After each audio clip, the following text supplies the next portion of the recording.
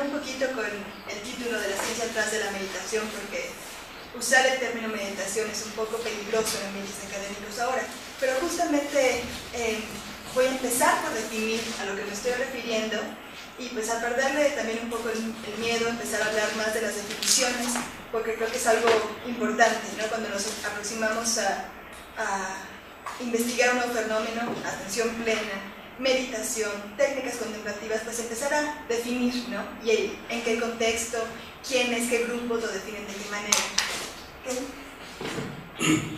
Entonces, pues primero, ¿qué es la meditación? ¿No? La meditación es un término como paraguas que en general constituyen un amplio variedad de técnicas, pero es la traducción de la palabra sánscrita que significa bhavana, que significa adquirir familiaridad o cultivar algo, o de la palabra tibetana que es gom, que significa también adquirir familiaridad. Entonces, por eso meditación no es una sola cosa, es algo cultivar, adquirir familiaridad. ¿Con qué?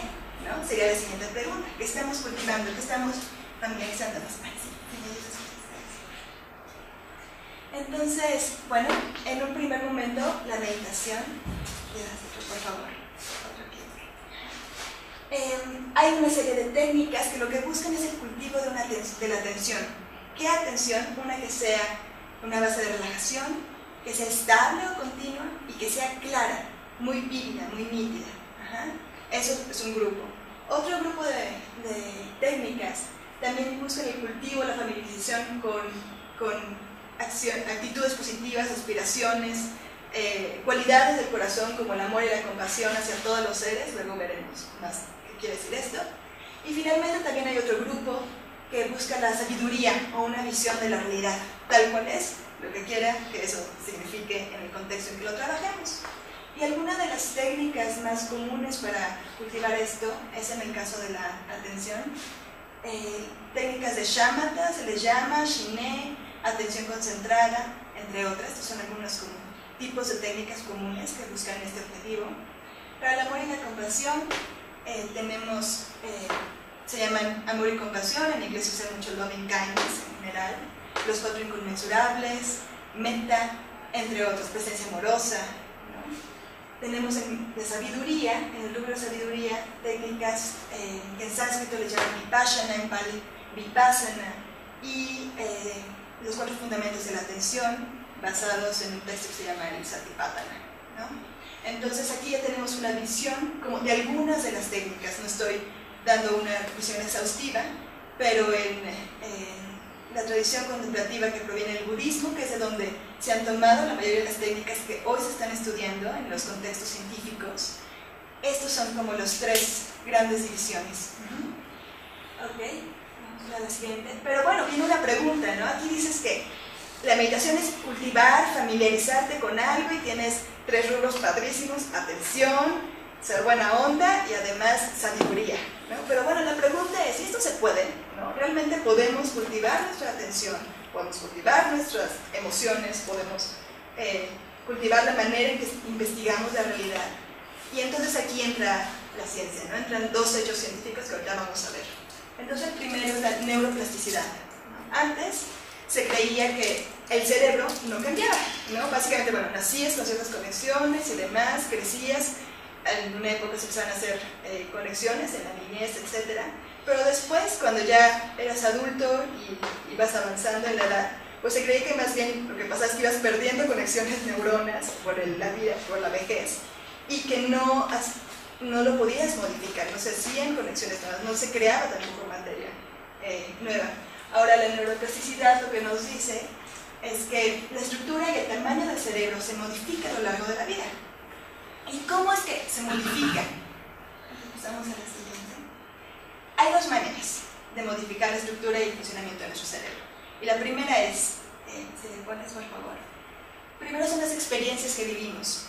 Y aquí hay una serie de experimentos muy interesantes que empezaron, por ejemplo, con taxistas en Londres, que vieron que como son personas que necesitan, bueno, que ejercitan la parte como espacial de su cerebro, de hecho, se podía ver que esa parte que corresponde a la concepción espacial está mucho más desarrollada que una persona normal.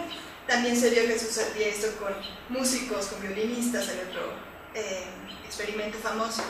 Pero no solo eso, no solo lo que hacemos modifica la estructura de nuestro cerebro, sino un elemento muy importante es el siguiente, sí, por favor, que también los pensamientos que tenemos también pueden modificar la estructura de nuestro cerebro. Y aquí puse esta ilustración por un experimento muy ilustrativo al respecto de Pascual Leone, que se hizo en Harvard, donde él ponía a personas a aprender una serie, como un ejercicio sencillo en piano, y hacerlo, y medían si había alguna modificación en su cerebro. Y efectivamente, como ya sabían, se daba esa modificación. Pero también puso a personas a hacer ese mismo ejercicio, pero no en el piano, sino mentalmente, ¿no? Sentados y pues imagínate, estás moviendo tus dedos una y otra vez en esa secuencia. Y resulta que estas personas con ese entrenamiento puramente mental también se modificaba la estructura de su cerebro de la misma manera que con las personas que lo hacían físicamente, ¿no? Entonces ahí tenemos un hecho muy importante. El cerebro se modifica por lo que hacemos y también por lo que pensamos. Ajá. Entonces ahora,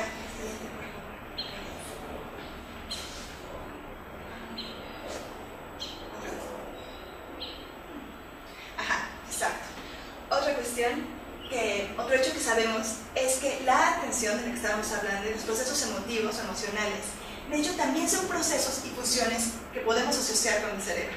Ajá. Eso lo han visto en particular en la nueva como línea de investigación que es la neurociencia afectiva, ¿no? El estudio de emociones, y ve cómo está como realmente conectado y hay procesos específicos que te pueden predecir, ¿no? Parte de los procesos emocionales y bueno, y procesos que se dan cuando tienes un estímulo, etcétera, ¿no? Entonces voy a ahondar un poquito en cómo funciona cada uno de estos. La siguiente, por favor.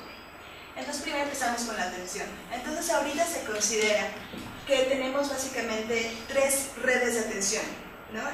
en el cerebro, y que también corresponden con formas cualitativas de cómo percibimos la realidad y cómo dirigimos nuestra atención. Entonces la primera, enter por favor, esta exógena o la red de alerta, ¿no? Que reacciona a estímulos externos. Esto es, nosotros estamos aquí y ustedes están poniendo atención a mí, pero si ahorita cae una bomba ya, o bueno, un cohete mejor, todos van a voltear, ¿no? Todos voltean. Esa es la exógena. Reaccionamos a estímulos externos. Pasa algo y entonces volteas y puedes dirigir tu atención. La siguiente red es la endógena o orientada, que es cuando tú eliges concentrarte en algo en particular, por ejemplo, en las sensaciones de tu respiración en el abdomen, como hicimos ayer, y constantemente regresas y regresas, ¿no? Estás concentrando tu atención y explorando un poquito lo que pasa, bueno, bastante lo que pasa afuera, y regresando continuamente a un punto. Otra red de atención, por favor, es la ejecutiva, que tiene que ver con respuestas flexibles, ¿no? También estamos en un ambiente y simplemente estás consciente de todo lo que pasa y no estás como, ni te vas con estímulos externos, durísimo, ni tampoco estás enfocado en un solo caso, tienes una atención mucho más abierta, mucho más flexible. Ajá. Las técnicas contemplativas trabajan básicamente con las últimas dos, ¿no? Con la flexible y con la que es orientada. Entonces, bueno, sí, otro enter, por favor. Estas redes de atención también las podemos mapear en distintas áreas del cerebro, ¿no? Y con distintos procesos en el cerebro. Ahorita no voy a entrar a detalles, les voy a pasar la bibliografía, quien esté interesado, pero vaya, no solo es cualitativamente que se hicieron esas 3 distinciones, sino efectivamente hay procesos distintos que suceden en nuestro cerebro. El siguiente. Luego el otro factor, ¿no? Teníamos que no solo la atención está asociada con funciones en el cerebro, sino también la parte emotiva. Entonces, por ejemplo, y la parte emotiva realmente son estudios nuevos, todavía hay mucho que no sabemos. Hay varios procesos que se dan, pero en particular me voy a fijar en uno que es como muy común, lo vamos a escuchar mucho cuando escuchemos hablar sobre los efectos del entrenamiento mental, de atención plena, etc. Es el que tiene que ver con la regulación emocional. Entonces, por favor, que se puede definir como ser conscientes y capaces de nuestras emociones y capaces de modificarlas y de modificar nuestras conductas para lograr las metas que nos proponemos. Otra vez, por favor. Entonces, bueno, para este proceso hay 2 áreas esenciales del cerebro. Una es la corteza prefrontal, Si le pones enter otra vez, por favor. Que está asociada con la parte de aprendizaje, memoria, regulación emocionales como las funciones más altas o mayores de nuestro cerebro, ¿no? Y la siguiente es la parte de, bueno, aquí puse en particular la amígdala, pero toda la zona límbica, si le das enter otra vez, que está muy relacionada a nuestra respuesta emotiva inmediata, como de paralizarte o correr, el estrés, la ansiedad. Ajá. Entonces, bueno, tenemos aquí este modelo del cerebro, y entonces, otra vez, por favor, podemos tener estímulos, ¿no? Por ejemplo, alguien que pues nos está hablando de una manera enojada, en fin, ¿no? Entonces, lo que pasa es que nosotros tenemos el estímulo, y aquí hay un modelito que usa Dan Siegel que voy a usar para explicar cómo funciona esto, que es el modelo del cerebro de la mano. Tienes el estímulo, y este es el cerebro. Entonces, esta parte de mi muñeca sería como el tallo cerebral. Esta de aquí sería la parte de la amígdala y la zona límbica, y le está cubriendo la corteza cerebral, ¿no? Entonces, estaré así colocada, de modo que aquí queda más o menos como la mitad de cabeza la amígdala, y la corteza prefrontal nos está cubriendo, y esto sería la parte frontal, ¿no? Entonces tenemos el estímulo, gracias, y llega la información de los sentidos a través del tallo cerebral hasta la parte de la amígdala, y la zona límbica en general. Esta reacciona, y lo que sucede es que cuando estoy atrapada por la emoción, se rompen las conexiones con la parte de la corteza, bueno, se inhiben con la parte de la corteza prefrontal, que si se acuerdan es la parte de aprendizaje, de planeación, de memoria de trabajo, de regulación emocional. Entonces estoy atrapada en la emoción y ¡puc! No hay información que fluye normalmente para la regulación emocional, no está esa información, entonces no puedo planearlo como pensar, y entonces reacciono de una manera instintiva, ¿no? Me paralizo o salgo corriendo o empiezo a sudar un montón. Entonces esto es útil cuando tienes una cobra enfrente, pero pues a lo mejor si tienes a tu vecina o a tu suegra, no está útil, ¿no? No quieres tener ese tipo de reacciones. Entonces, bueno, este es un poquito de los dos grandes procesos, ¿no? Que vamos a estar trabajando: atención y regulación emocional. Siguiente, por favor. Entonces, ¿qué implica todo esto que les acabo de decir? Pues que la atención y los procesos emocionales, otra por favor, de hecho que ya vimos que son procesos y funciones que suceden en el cerebro, y además, otra vez por favor, tenemos el hecho de que el cerebro se transforma, ¿no? Con la neuroplasticidad, gracias a lo que hacemos y gracias a lo que pensamos. Otra por favor. Y eso implica que la atención y los procesos emocionales son de hecho habilidades que se pueden cultivar, ¿no? Y entonces ahí pues ya entramos ahora sí en tema. El siguiente. Pues ¿cómo las cultivamos? Y bueno, pues de hecho hay muchas formas de cultivarlas, ¿no? Si tú estás triste, pues sabes que te puedes tomar un café con tu amigo y que a lo mejor pues eso te relaja, que haces ejercicio, etc. Pero lo que estamos investigando es que existen técnicas contemplativas, que fue un poquito lo que hablé al principio, ¿no? Bajo el rubro de meditación, y ahora ya nos estamos volviendo más cuidadosos con cómo llamamos cada cosa, y también en función del contexto donde lo aplicamos. Aquí les estoy llamando técnicas contemplativas que fueron diseñadas para cultivar, como ya habíamos visto, atención, cualidades del corazón y sabiduría, ¿no? Entonces van al punto. Entonces por eso vale la pena estudiarlas. Si ya están hechas para eso, pues hay que ver si sirven, ¿no? La siguiente, por favor. Entonces, bueno, ahorita voy a hablar, como les había dicho, hay una amplia variedad de técnicas, ¿no? Hay una amplia tradición. En Asia hay muchas tradiciones contemplativas que usan muchos tipos de técnicas para entrenar todos estos rubros, y quizá otros rubros más que me estoy saltando. Sin embargo, ¿cómo se han elegido dentro de la amplia gama que estudiamos? Ajá. Entonces ahorita lo que quiero ver son unos criterios que definen el laboratorio de Antoine Lutz y Richard Davidson, que nos permitieron como elegir entre toda la gama de opciones que explorar algunas técnicas. Entonces estos criterios son, si le pones enter, por favor. Primero, que la técnica, al menos como está planteada, induzca un estado predecible y algo que pueda ser observable. Siguiente. Que el repetir estas técnicas, ¿no? Repetir la instrucción, pueda promover o inhibir conductas habituales, ¿no? Entonces sí lo puedes ver porque estás hablando de conductas. Luego, que el progreso en la práctica, tú empiezas a practicar y que el progreso lo puedas medir como la manifestación de conductas o nuevos hábitos, o como la ocurrencia de ciertos fenómenos cognitivos, emocionales o físicos. Y finalmente, que esta técnica se puede enseñar, o sea, que haya personas que puedan enseñar esta maestría estas técnicas a otros y que tengan maestría en ello, ¿no? No simplemente es que te agarraste un libro y empiezas a interpretar, sino de hecho hay personas que lo practican, que tienen maestría y que pueden comunicar estas técnicas. Ajá. Entonces estos son algunos, bueno, son 4 criterios que se eligieron para elegir las técnicas que se pueden estudiar. Esto hace que las técnicas, efectivamente, en sus resultados se puedan ver. Entonces, la siguiente, por favor. Entonces, entre las técnicas, una que se ha estudiado es la de atención concentrada. Ajá.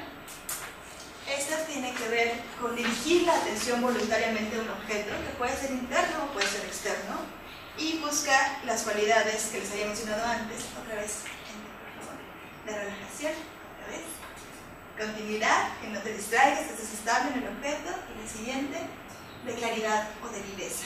Entonces, aquí, otra vez, por favor, termino con una cita de William James, que dice que la facultad de voluntariamente dirigir una y otra vez la atención que se distrae, dirigida a un objeto elegido, es la raíz misma del juicio, el carácter y la voluntad. Que una educación que mejora esta facultad sería la educación para excelencia, ¿no? Entonces, bueno, esta es una de las técnicas que se están empezando a estudiar, que ya empezamos a hacer en el taller, ¿no? En la parte práctica. Entonces, la siguiente, por favor. Otras técnicas, como les platicaba, la de amor y compasión. Otra vez. Y entonces, aquí definimos el amor y la compasión. Esta es mi fuente, aquí se las pongo, como la predisposición incondicional para ayudar a los seres vivos. Ajá. Pero ahora, bueno, está muy buena la definición, ¿verdad? Pero ¿en qué consiste la práctica o cómo se trabaja? Entonces, hay varios puntos. Por favor. Primero es que dirigimos la atención a personas o grupos a través de imágenes mentales y reflexiones, ¿no? Empieza con una parte discursiva. La siguiente es que además se genera un deseo, una aspiración de que esas personas o seres se liberen del sufrimiento, de sus causas y que obtengan felicidad y sus causas. Pero hay un tercer punto en amor y compasión, y también lo menciono porque uno de los experimentos que quiero que ahorita veamos trabaja más bien con esta. Una vez que hiciste todo este proceso de reflexión, de generar aspiración, los practicantes muy avanzados pueden morar en un estado que le llaman compasión sin referencia, donde ya no están generando reflexiones, no están generando imágenes, eso ya lo hicieron antes para entrenarse, sino simplemente es un estado, moran en la predisposición incondicional para ayudar a los seres, sin necesidad de referentes. Hay que preguntar qué sabes que es eso, ¿no? Entonces, la siguiente, por favor. Otra técnica que también se ha estudiado es lo que se llama el monitoreo abierto, y esto ha tenido también resultados con practicantes avanzados, que consiste en monitorear de manera no reactiva el contenido de tu experiencia momento a momento, donde no te concentras en ningún objeto específico. Entonces, atención concentrada, sí eliges un objeto y regresas a él continuamente, ¿no? Monitoreo abierto, más bien estás como sin reaccionar, sin juzgar, es como una percepción, también le llaman presencia abierta.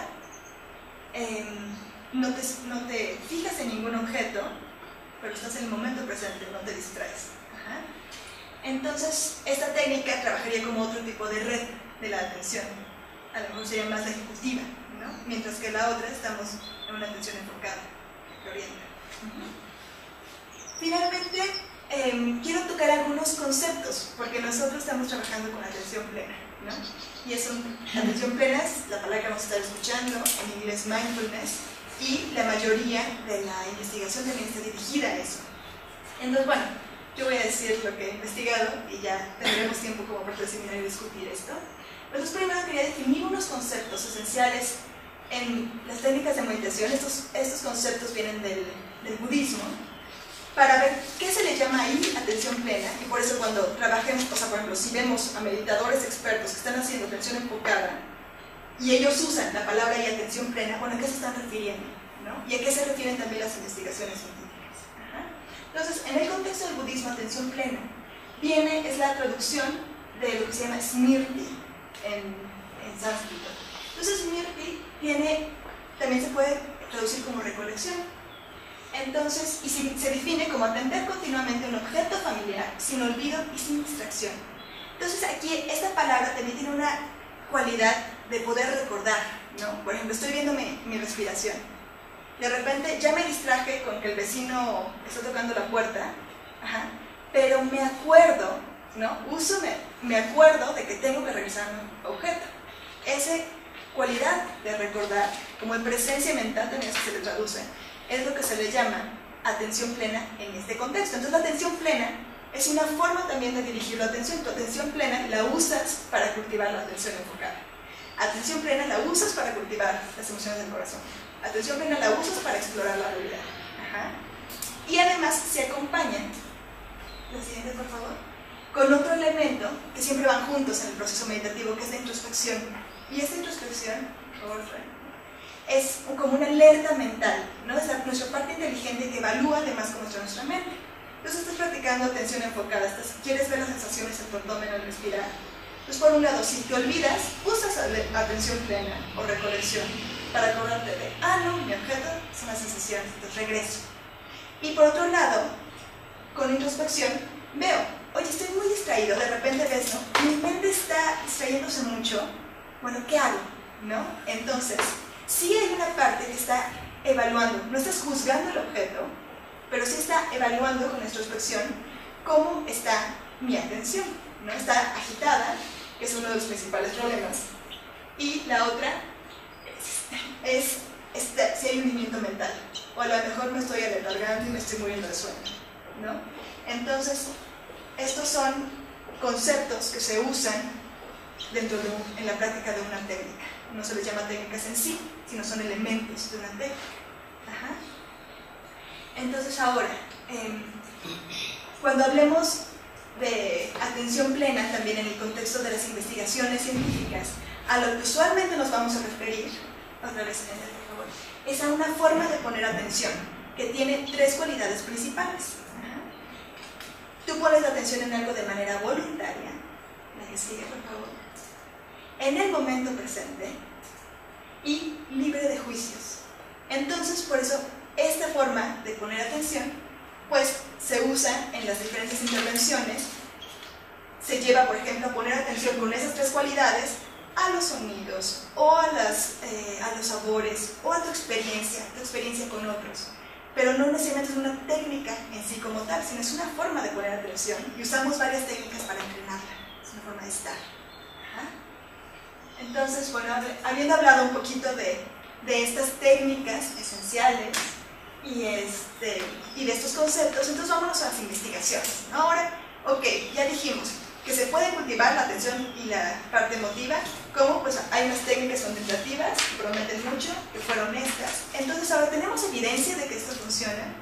Y bueno, pues aquí hay una gráfica como en los 80s, la investigación al respecto pues era básicamente, ¿no? O sea, y entonces, conforme pasaron los años y empezaron a hacer las primeras investigaciones, esto se empezó a volver un poco más popular.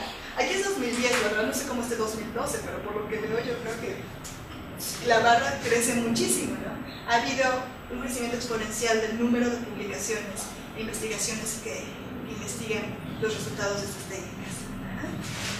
Entonces, lo que voy a hacer a continuación es voy a presentarles muy brevemente 5 experimentos, o 5 grupos de investigación que están haciendo experimentos sobre distintos rubros, aspectos y aplicaciones de la meditación, técnicas contemplativas, atención plena.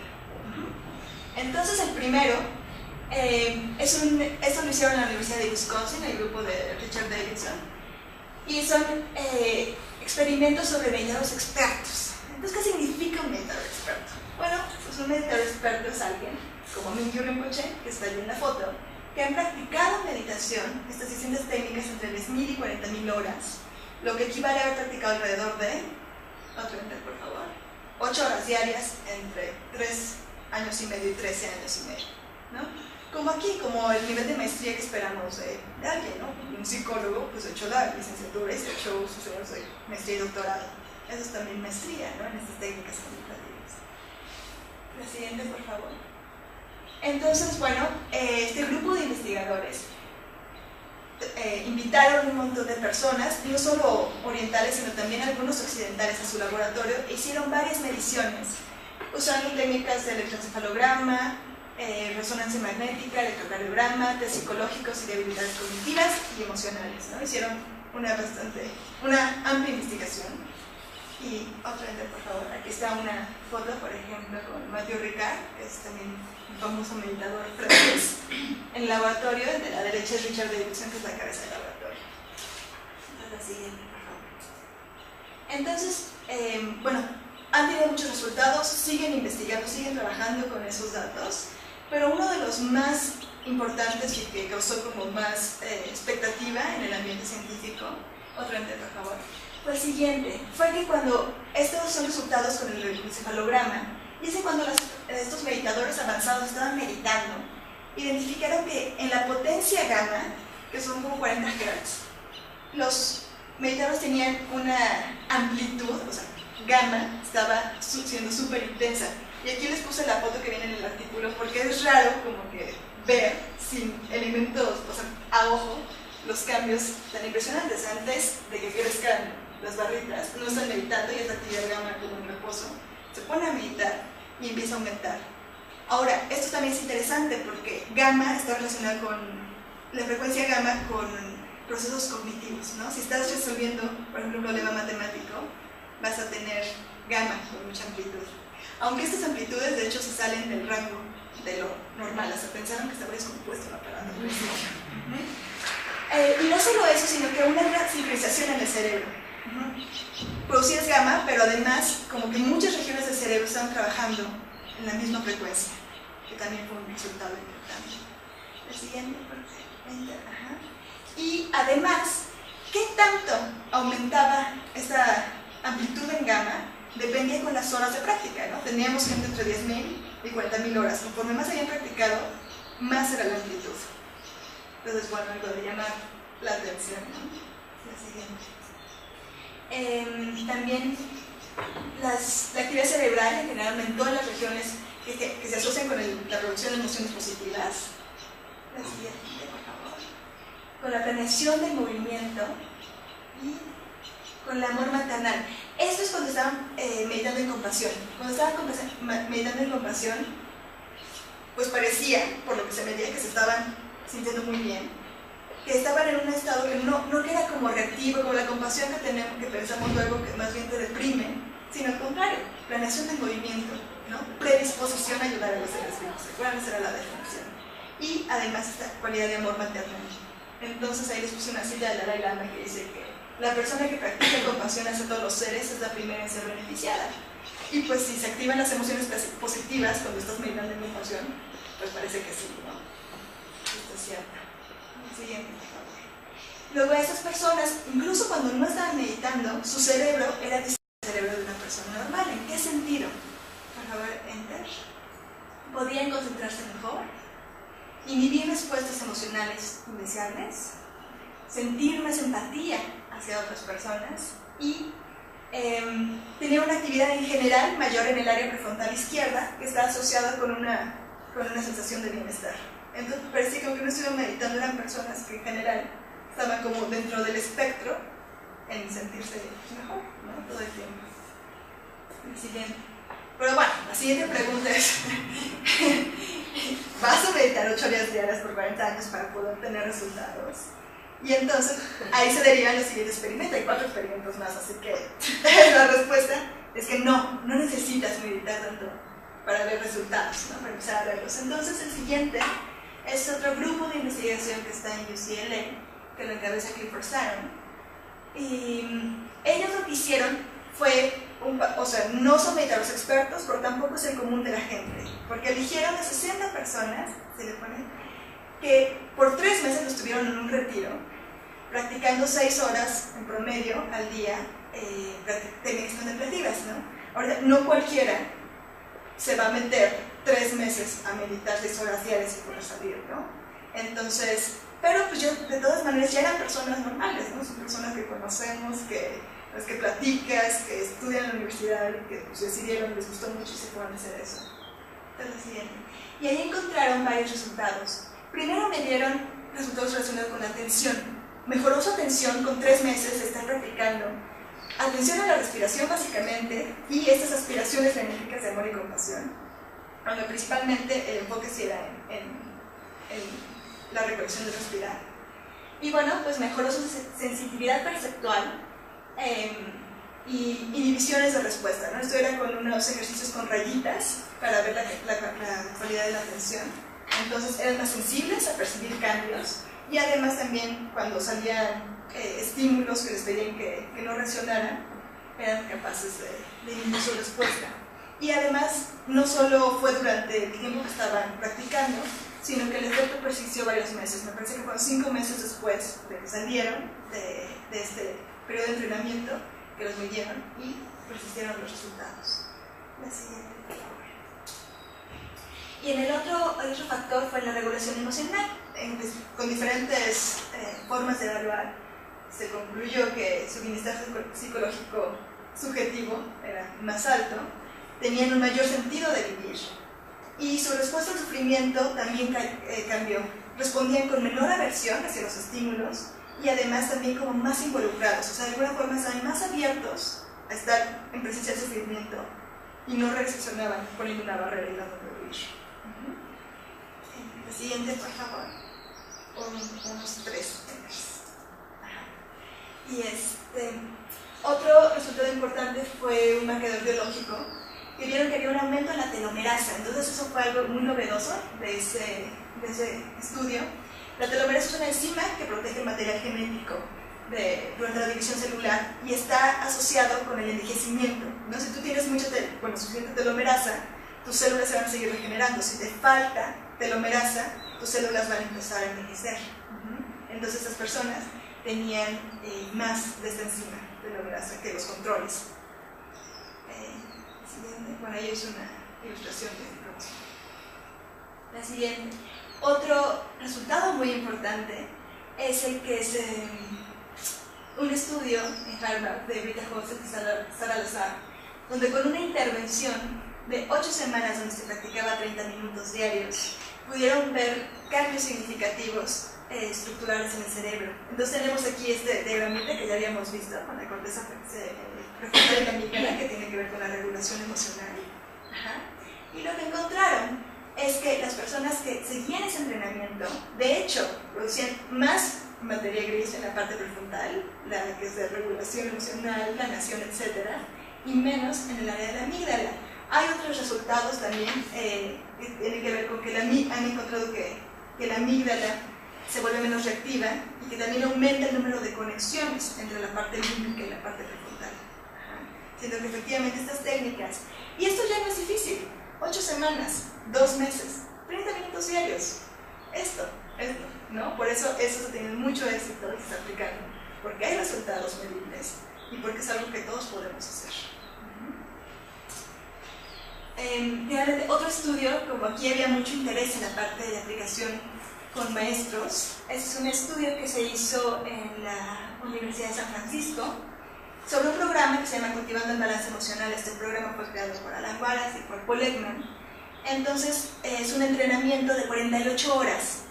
Este estudio en particular se trató de este entrenamiento de 48 horas, donde se ven técnicas tanto de atención concentrada como de amor y compasión, como algunas poquitas de investigación relacionadas más con atención al cuerpo y empezar como con una cualidad de investigación, ¿no? Cómo son mis sensaciones, etc. Se aplicó en maestras, en un grupo de maestras, y lo que vieron es que había reducción del afecto negativo, de la rumiación, ¿no? De que le estás dando vueltas y vueltas a la misma cosa, también de la depresión, siguiente por favor, y de la ansiedad, ¿no? Pues es un gran resultado. La siguiente. Con este mismo también no solo se redujeron cosas, sino que de hecho hubo un aumento en el afecto positivo, en la capacidad de reconocer emociones en otras personas, y también la siguiente, otra vez. La recuperación después de una tarea estresante. Los maestros no se dejaban de estresar después de 48 horas de entrenamiento. Les ponías una tarea estresante, se estresaban, pero ¿qué pasaba? Se estresaban y se recuperaban más rápido, que también es una parte muy importante, ¿no? Y activación de redes cognitivas asociadas a la pasión.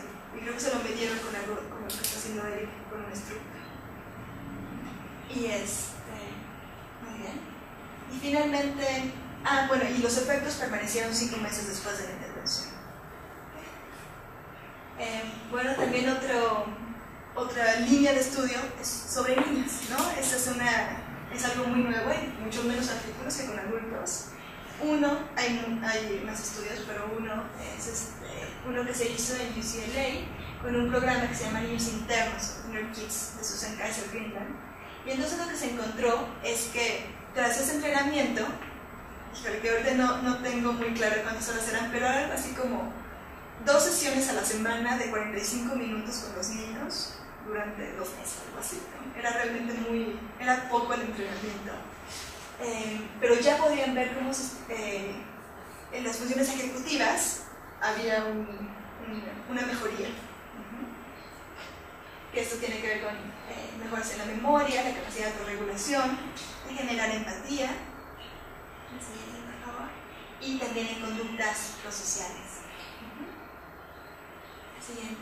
Y bueno, como les decía, y vieron la gráfica, pues ya hay muchas investigaciones, ¿no? Y hay muchos resultados que por eso lo hace un campo muy prometedor, porque hay beneficios físicos que se han medido, reducción de efectos físicos del estrés, mejora en la respuesta del sistema inmune, aumento en la longevidad de las células, manejo del dolor, aceleración para recuperarse de enfermedades, porque este programa de 8 semanas, 30 minutos diarios, se ha aplicado en muchos hospitales, entonces se ha podido ver el efecto de este programa en relación con enfermedades. Además, hay beneficios psicológicos como reducción en ansiedad y estrés, aumento en el bienestar en general, reducción en la depresión y la autoestima, o en el reincidir, ¿no? Personas con depresión que reinciden también han tenido muchos experimentos, aumento en el efecto positivo, beneficios sociales, porque hay una parte de la conducta, ¿no? Esto repercute en la conducta, mejoría en relaciones interpersonales, mayor capacidad de lidiar con situaciones estresantes, aumento en conductas sociales, reducción del efecto de entornos violentos sobre niños, efectos sobre el desempeño y capacidad mental, porque mejora la función ejecutiva en niños, aumento en la concentración, en la discriminación perceptual, desempeño cognitivo, crecimiento de la corteza cerebral, y finalmente también en tratamiento de desórdenes, como les había dicho, ¿no? Bueno, ahí dice corrección de atención, más bien en apoyo al tratamiento del déficit de atención, manejo de desórdenes compulsivos, como comer compulsivamente, o también en las adicciones, consumo de drogas, de alcohol, etc. Mejora la recuperación de eventos depresivos, disminuye la ansiedad, reducción de insomnio, ahí no se ven muy bien, pero bueno, yo creo que ya la mayoría tiene una hojita con bibliografía, ¿no? Que les dimos el curso, donde encontrarán mucho de esto. Entonces, bueno, aquí les puse rápidamente un esquema que hace también Richard Davidson sobre cómo impactan estas técnicas contemplativas en general. Nos tenemos individuos, y entonces los individuos a través de estas técnicas contemplativas son capaces de modificar estructuras neurológicas y también factores psicológicos, que finalmente estos cambios impactan en la conducta del individuo. Las estructuras neurológicas y factores psicológicos como evolución emocional, de la atención, funciones ejecutivas, empatía y visión y perspectiva. Y esto se retroalimenta. Entonces aquí también quería finalizar la presentación con algunos elementos ¿qué es lo que falta, ¿no? O sea, tenemos todo eso, tenemos un montón de cosas, pero ese también son los puntos que marcó Richard Davidson en un artículo que salió este año, que hace una revisión en general del tema. Dice, bueno, ¿qué nos tenemos que concentrar si vamos a hacer investigación al respecto? Entonces decidí, creo que eran muy ad hoc para este momento, ¿no? Entonces tenemos que ser más cuidadosos en nuestros diseños experimentales para que sean aleatorios la selección de las personas y con controles adecuados, ¿no? Este ha sido un gran tema, también en la publicación de este año que viene en la bibliografía, de que pues, el tema de qué controles usas es importante si quieres medir realmente los efectos de las técnicas contemplativas de la atención plena.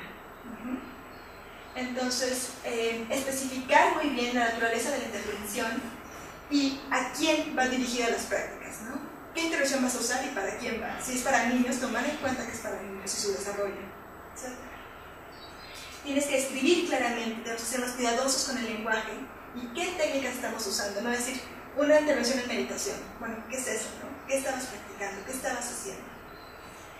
Explorar si existen ventanas de oportunidad para introducir las técnicas, ¿no? Por eso también creció el interés en niños, porque sabemos que los niños realmente se están modificando muchísimo. Entonces, bueno, tratar de ver qué momentos de la vida o qué momentos es más útil para una persona introducir estas técnicas. Establecer la duración de los entrenamientos para que existan beneficios. Como vimos, aquí presenté de varias duraciones, pero entonces, ¿cuál es lo mínimo? O empezar a medir un poco la magnitud del entrenamiento, ¿no? De la duración del entrenamiento, la intensidad del entrenamiento, con los resultados que estás obteniendo. Un mapeo ahí. Necesitamos también modelos para establecer la lógica de la intervención. Esto es decir, realmente qué queremos lograr, ¿no? Establecer nuestros objetivos en cada intervención y ver entonces qué prácticas voy a usar para llegar a ese objetivo, ¿no? Y tener modelos de cómo funcionan realmente, porque ahorita ha sido mucha la investigación de aplico y veo resultados, pero no hay modelos tan claros de cómo se están dando los procesos. Entonces tenemos que trabajar en eso. Y también poder medir la estabilidad de los efectos, ¿no? No solo 5 meses después de la intervención, sino que sea años después de la intervención, ¿no? ¿Qué tan estas modificaciones, el impacto, qué tanto duran? Y finalmente tenemos que hacer una cooperación interdisciplinaria, ¿no? Para medir los efectos, utilizar técnicas de la neurociencia, de la psicología y de la psicología, entonces lo que es cuantitativo o cualitativo, ¿no? Tenemos que verlo desde todos los ángulos posibles. Y la siguiente.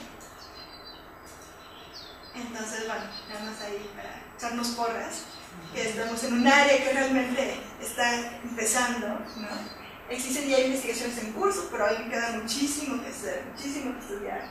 Tienen resultados muy prometedores y pues es ahora, ¿no? Es ahora el momento de intentarlo. Y ya nada más para cerrar, el siguiente. Una cita que me gustó mucho, que dice, es de Gandhi, y dice: como seres humanos nuestra grandeza no radica tanto en nuestra habilidad para reinventar el mundo como en nuestra habilidad de reinventarnos a nosotros mismos. Y pues eso es todo. Muchas gracias.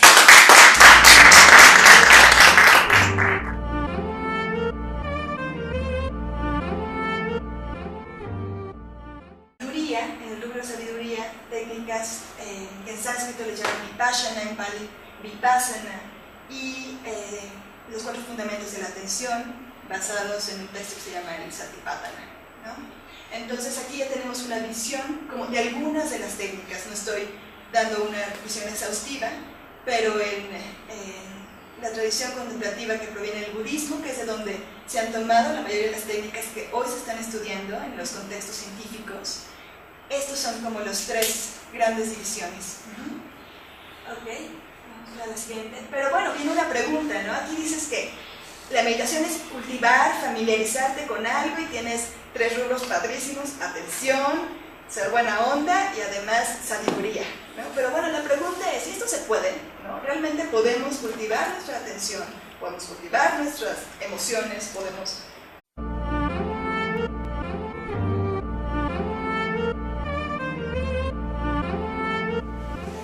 Muchas gracias, Yavine, y gracias a todos por estar aquí. Me aventuré un poquito con el título de la ciencia atrás de la meditación, porque usar el término meditación es un poco peligroso en ambientes académicos ahora, pero justamente voy a empezar por definir a lo que me estoy refiriendo y pues a perderle también un poco el miedo, empezar a hablar más de las definiciones, porque creo que es algo importante, ¿no? Cuando nos aproximamos a investigar un nuevo fenómeno, atención plena, meditación, técnicas contemplativas, pues empezar a definir, ¿no? Y en qué contexto, quiénes, qué grupos lo definen de qué manera. ¿Okay? Entonces, pues primero, ¿qué es la meditación? ¿No? La meditación es un término como paraguas que en general constituyen una amplia variedad de técnicas, pero es la traducción de la palabra sánscrita que significa bhavana, que significa adquirir familiaridad o cultivar algo, o de la palabra tibetana que es gom, que significa también adquirir familiaridad. Entonces, por eso meditación no es una sola cosa, es algo cultivar, adquirir familiaridad. ¿Con qué? ¿No? Sería la siguiente pregunta. ¿Qué estamos cultivando? ¿Qué estamos familiarizándonos. Entonces, bueno, en un primer momento, la meditación. Por favor. Hay una serie de técnicas que lo que buscan es el cultivo de la atención. ¿Qué atención? Una que sea una base de relajación, que sea estable o continua y que sea clara, muy vívida, muy nítida. Ajá. Eso es un grupo. Otro grupo de técnicas también buscan el cultivo, la familiarización con actitudes positivas, aspiraciones, cualidades del corazón como el amor y la compasión hacia todos los seres. Luego veremos más qué quiere decir esto. Y finalmente también hay otro grupo que busca la sabiduría o una visión de la realidad, tal cual es, lo que quiera que eso signifique en el contexto en que lo trabajemos. Y alguna de las técnicas más comunes para cultivar esto es en el caso de la atención. Técnicas de shamatha, se les llama, shiné, atención concentrada, entre otras. Estos son algunos tipos de técnicas comunes que buscan este objetivo. Para el amor y la compasión tenemos, se llaman amor y compasión, en inglés se usa mucho loving kindness en general, los 4 inconmensurables, metta, entre otros, presencia amorosa, ¿no? Tenemos de saber cultivar la manera en que investigamos la realidad. Y entonces aquí entra la ciencia, ¿no? Entran dos hechos científicos que ahorita vamos a ver. Entonces el primero es la neuroplasticidad. Antes se creía que el cerebro no cambiaba, ¿no? Básicamente, bueno, nacías con ciertas conexiones y demás, crecías, en una época se empezaron a hacer conexiones en la niñez, etc. Pero después, cuando ya eras adulto y vas avanzando en la edad, pues se creía que más bien lo que pasaba es que ibas perdiendo conexiones neuronas por la vida, por la vejez, y que no lo podías modificar, no se hacían conexiones nuevas, no se creaba tampoco materia nueva. Ahora la neuroplasticidad lo que nos dice es que la estructura y el tamaño del cerebro se modifica a lo largo de la vida. ¿Y cómo es que se modifica? Pasamos a la siguiente.